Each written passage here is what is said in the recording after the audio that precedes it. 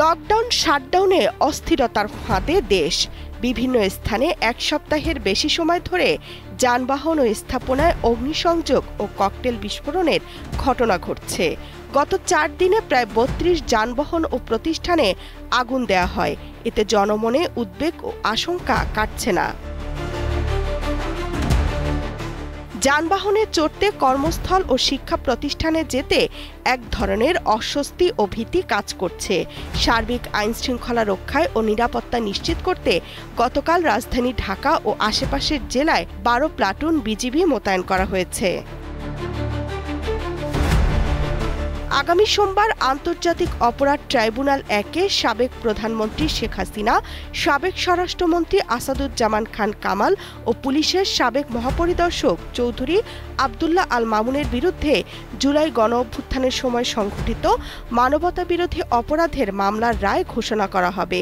এর মধ্যে সাবেক আইজিপি আব্দুল্লাহ আল মামুনকে রাজসাক্ষী হিসেবে বিবেচনা করা হচ্ছে। সব মশার বিরুদ্ধে সুরক্ষা দিতে এলো বসুন্ধরা এক্সট্রিম অ্যারোসল, মশার বিরুদ্ধে এক্সট্রিম সুরক্ষা। গতকাল রয়টার্সের এক প্রতিবেদনে বলা হয়, সোমবার সাবেক প্রধানমন্ত্রী শেখ হাসিনার বিরুদ্ধে রায়কে সামনে রেখে রাজধানীতে হামলার ঘটনা আশঙ্কাজনকভাবে বেড়েছে। পরিস্থিতি নিয়ন্ত্রণে নগর জুড়ে নিরাপত্তা জোরদার করা হয়েছে। এদিকে ১৬-১৭ নভেম্বর সর্বাত্মক শাটডাউন কর্মসূচি দিয়েছে কার্যক্রম নিষিদ্ধ আওয়ামী লীগ। গত বৃহস্পতিবার বিএনপির সিনিয়র যুগ্ম মহাসচিব রুহুল কবির রিজভী এক অনুষ্ঠানে বলেছেন, আগুনে মানুষ পোড়ানোর এসব কালচার যে আওয়ামী লীগের, সেটার আবার আমরা প্রমাণ পাচ্ছি এখন। গতকাল এক অনুষ্ঠানে বিএনপি চেয়ারপারসনের উপদেষ্টা হাবিবুর রহমান হাবিব বলেন, আমার তো মনে হয় আওয়ামী লীগের লকডাউনের সঙ্গে অগ্নিসংযোগের সঙ্গে যারা নির্বাচন চায় না তারাও জড়িত হয়ে যেতে পারে।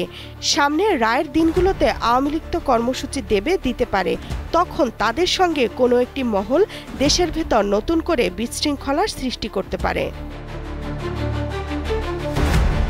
তামান্না তাহসিন খান, কালের কণ্ঠ।